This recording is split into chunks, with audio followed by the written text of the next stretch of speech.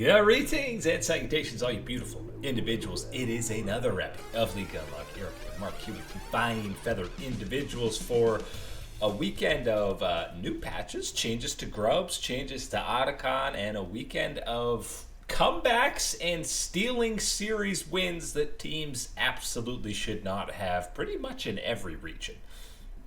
No lead was safe this weekend, and yes, I think some of the patch changes can be put into part of that, but I think a healthy part of it is just due to the performances, due to the mental lapses of some of these teams as we start to move towards in that middle to later tier of this spring split before playoffs start to get ramped up in some of these regions. Important to check in and see what's been going on around the world.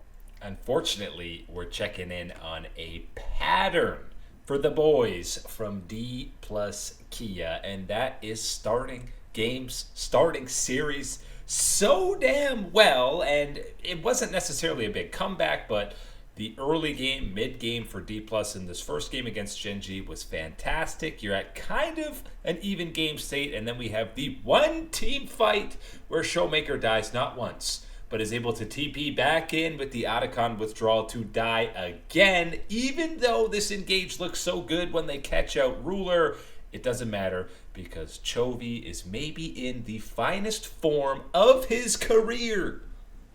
And that's the problem, is that you have this type of moment happen where you're right. It is under every type of verification, every type of check mark. This is a play that you go for it. You make this type of move, even understanding that Showmaker does end up dying twice in this type of one. That type of investment, that type of cost for this play, this opportunity, it still checks out as that's value, that's worth. You should be coming away winning this. The difference maker is the skill and the zone that Chovy has been able to be in right now. Yes, there are supporting elements from the other members of this Gen.G team in game one that you can go into, but really it's in this play, it's all about Chovy. Look at the moves, look at the choices that he's making. He is the difference maker. And it's just the positioning, whatever you want to highlight. We've seen it on all kinds of different champions this game. And again, we've seen this now like 3, almost 4 series in a row for Dplus where there's kind of one play or one moment where you say this is where the train completely fell off the tracks and went plummeting into the ocean.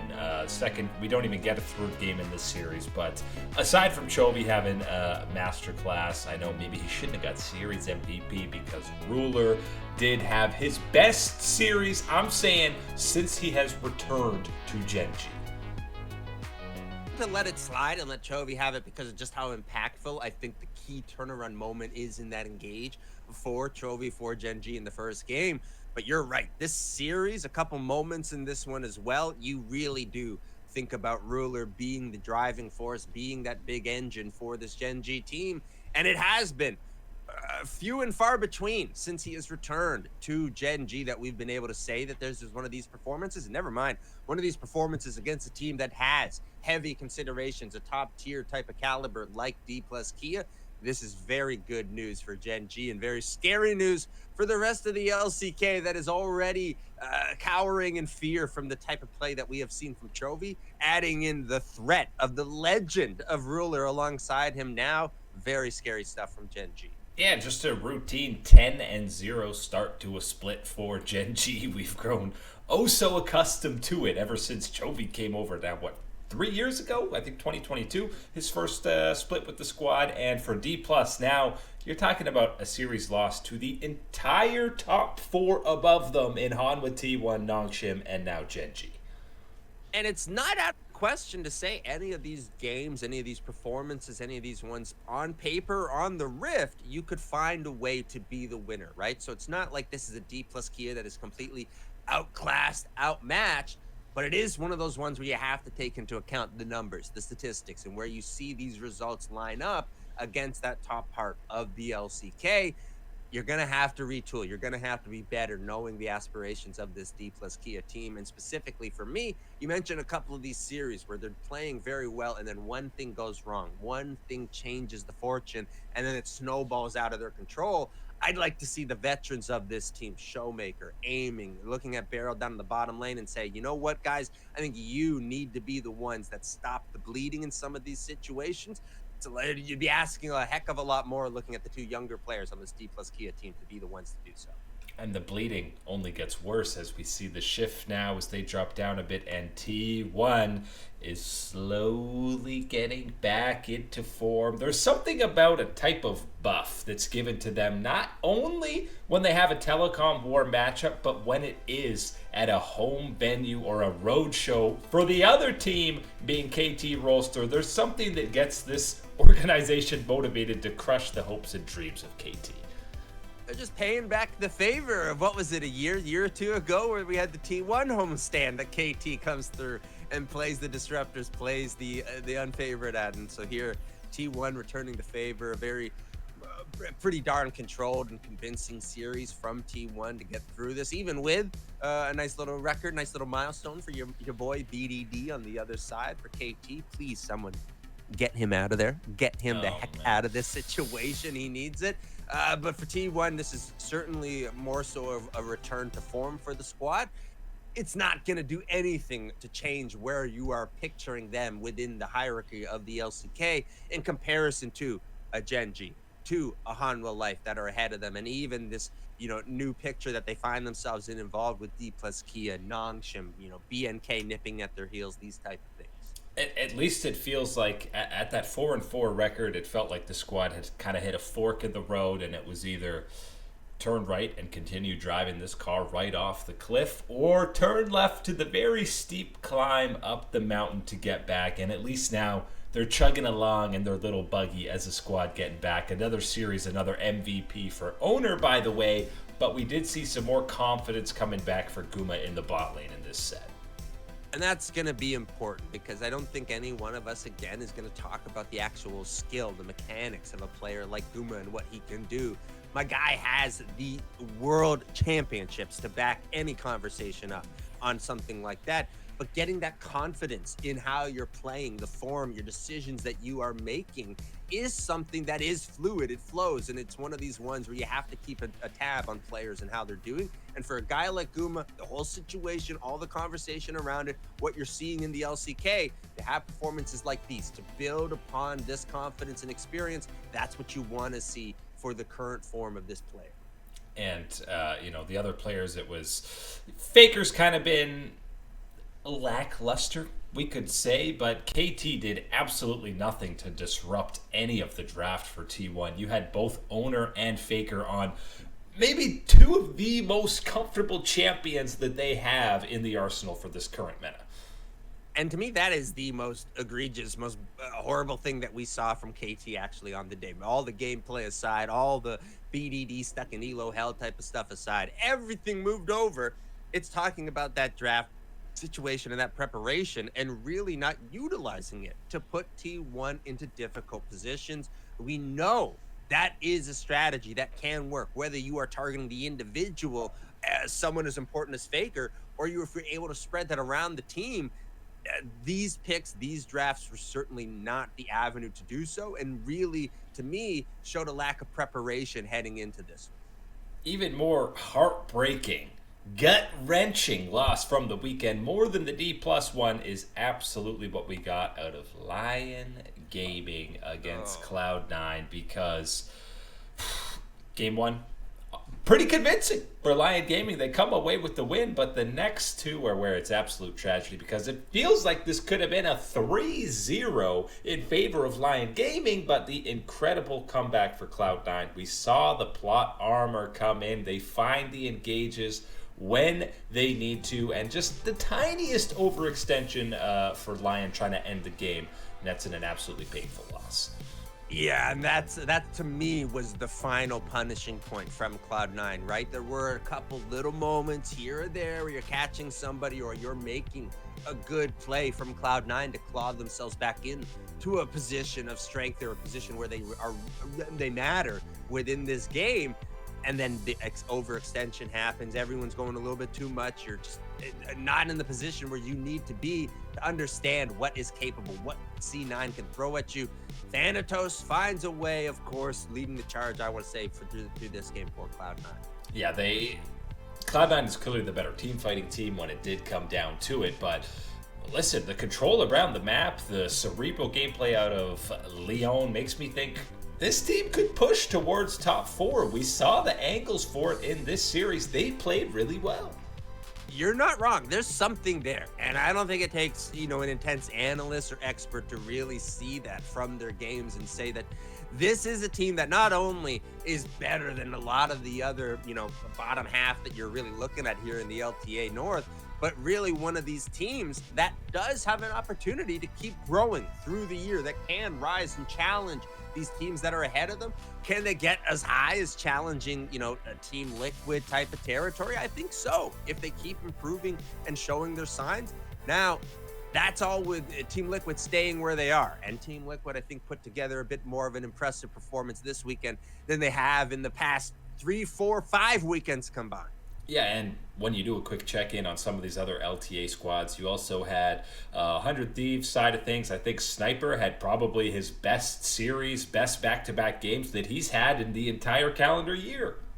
Which changes things completely for 100 Thieves, because if he is able to be a factor that you have to consider, able to play like that, able to contribute for the team in that type of avenue, it takes a lot of pressure off of someone like Quid in the mid lane, which we know pressure, not that he's gonna crack or be shy under it, but it's one of these situations where it increases that workload. It increases the chance that you might not, you're gonna maybe make a mistake that you wouldn't have made trying to get something else for your team, trying to get an advantage.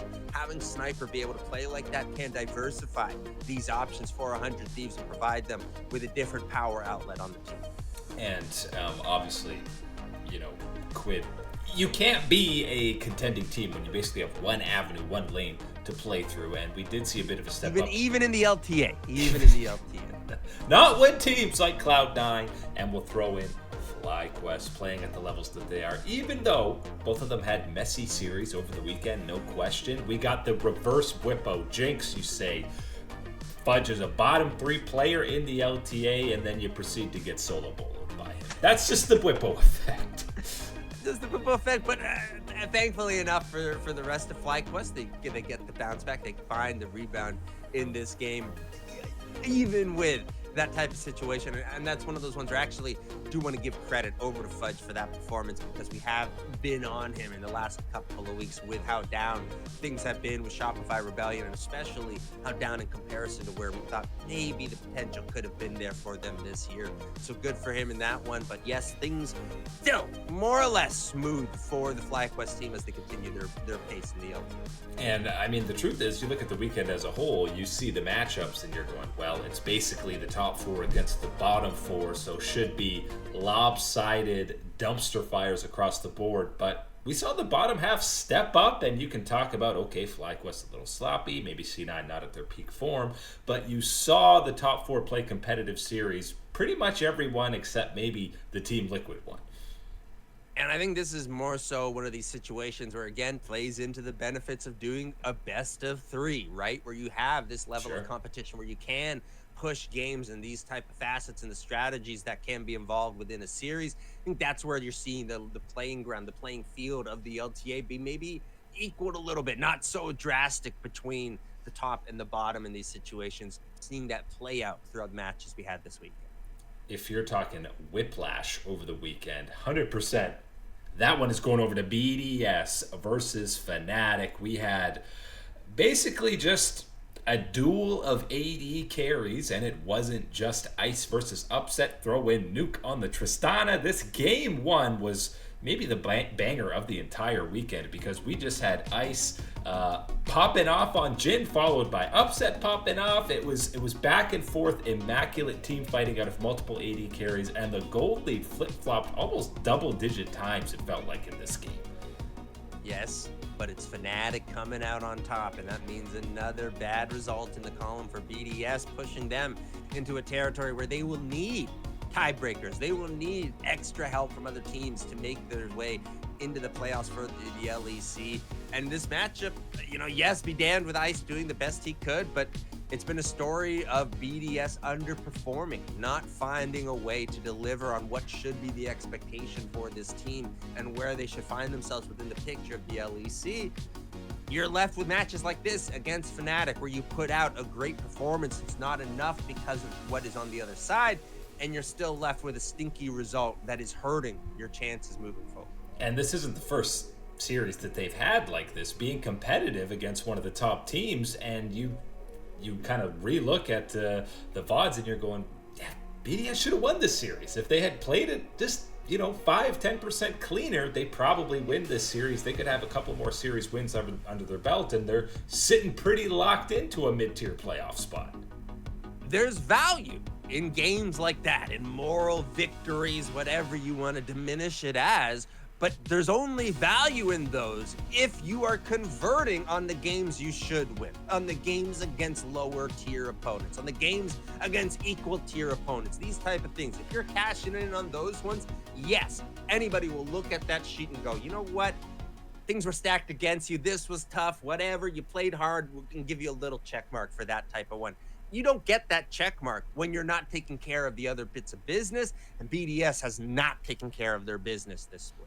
Fnatic, sloppy as it was, has been taking care of business. They had a rare 2-game weekend, followed it up with a more convincing 2-0 against Team Heretics, who have obviously been surging up the standings as of late. And how about the resurgence of Upset and Mickey in the bot lane, especially Upset? This is looking like we're seeing Shulka Upset on the Rift, and I've seen people talking about him as the forefront for MVP this split, and I kind of have to agree. Man, it has been way too long since I've heard Shulka Upset out there in the LEC. Yes, that is the level of performance that you're getting from him. You're getting the vintage G2 Mickey X out here doing what he wants to do for Fnatic. This is a wonderful turn for this team. And then amongst what we talked about, still the important thing, of course, is the two mainstays that are returned to the team with Humanoid and Razork. But having these performances step up from the bottom lane, having them contribute, having them be a factor that needs to be considered and prepared against in all of these matchups is an extra angle for this Fnatic team, and I think has pushed them into that next tier, and a tier that has been left vacated by G2 at the top of the LEC. So now Fnatic is getting all comfortable up there at the top of the throne. Oh God, we don't want to see Fnatic comfortable at the top, because we know how things quickly can come crumbling down for them. But even outside of the bot lane, I think you saw this weekend also a little more urgency out of Razork to help the top lane. And part of it is probably because Gwen is a little bit overtuned at the moment, but Oscarinen being more of a focal point in not just drafting, but the play style of Fnatic, again, opens up that avenue where they can have 3 strong lanes to play through. He's certainly a player that you can factor into it. I think obviously no one is going to be going, looking at this roster, looking at what they know in Humanoid and Razork, looking at what we have seen from that bottom lane. Your immediate first thought isn't about Oscarant and what he's doing and what's going on with his game plan, but he can be one of these factors that contributes, keeps the wheel moving, keeps things flowing and helping out the rest of the members of the team. And I like that his performances and some of these considerations in draft, in preparation, has been about that for Fnatic in the last week or two. Yeah, but if they have this option to play through him as well, then it does take them to that next tier where you are actually scared of matching up against Fnatic when these best of 5 playoffs do roll around in Europe. Lots of big matches, or at least important matches, in the LPL over the weekend, but none more important than a very top of the table tilt between Anyone's Legend and Top Esports. TES obviously on the back end of a back-to-back after kind of dismantling IG. Jackie Love gets another revenge against his former team and former squad. But the big matchup against Anyone's Legend, they came crashing back to reality. I know AL had just lost a series. Tarzan had a dud, so that means everybody overreacts. But Anyone's Legend proving that they are still probably the main contenders in the LPL for the title right now. Which, side note, I was going to kind of boomer date myself here, but it's got to feel pretty extra good for Jackie Love getting the wins against IG. Not that it was any real contentious type of situation, but just turning your back on that situation, going to Top Esports and being the guy with Top Esports all the way through these runs. And then to get that little bit of extra one, it's kind of like Justin Timberlake's solo career compared to NSYNC. If they got back together, got everyone back. I'm doing good on my own, guys. I'm doing good here with Top Esports. That's Jackie Love. Until they run into Anyone's Legend the very next day. Yes, the back-to-back of the LPL. You get a top-tier matchup. Don't care. See you tomorrow. Right back out there on Summoner's Rift. You're right back out there. And unfortunately for Top Esports, a flat performance and a very, very lively one from the side of Anyone's Legend. If In Sync is the analogy for IG and Jackie Love, it's like they come in and then all of a sudden Anyone's Legend is now, no, those boy bands are gone. It's K-pop now. This is the BTS era we've entered and gone through there, and it's the new wave of the boy band. That is what Anyone's Legend represents, as Tarzan gets another MVP and bounces. That dud of the last series is but a distant memory now. Get me the K-pop glow sticks. Get me the Anyone's Legend Panda Samurai. That's what I'll take as my glow stick right there for the boys. But yes, it is the new era, and yes, they do find the way to win out. And I think this was an important win for Anyone's Legend to really keep themselves in that top tier, that elite echelon of the LPL. We all know, and where the record that we have seen and the way that Top Esports has played since returning from First Stand has been at that elite level. I know people don't want to listen or believe or really put anything into hearing about Top Esports until they see it at an international event. But running through this LPL schedule, they have been one of the better teams. So for Anyone's Legend to, again, get that head-to-head, get that stack up, even on that back-to-back for Top Esports, very happy to see this for Anyone's Legend. And how about the wild modern LPL world that we're living in, where, number one, this series, you actually showcase Shanks and Cream are one of the marquee head-to-head matchups in the mid lane, which already sounds a little bit crazy, and you're also seeing Flandre Gap 369 in his series. These are two statements I did not think I'd ever be saying. The first one I could understand. It would be more so very much a story of the changing winds in the LPL. It's maybe not a Xiaohu versus Knight type of matchup, but sure, I'll take that one. It's still going to be able to deliver. I can see them leveling up. The other one, I'm kind of going, what year is it? What year are you talking about that we're looking at these guys find a way to get it done? But man, that has really been the resurgence of Flandre and what he's been able to do for this Anyone's Legend team. Everyone's standing out on this Misfits team that is AL. But that is it today for Liga Unlock. Eric and Mark here with you. Absolute beauties. Thanks for hanging out, and we will catch you on that flippity flip.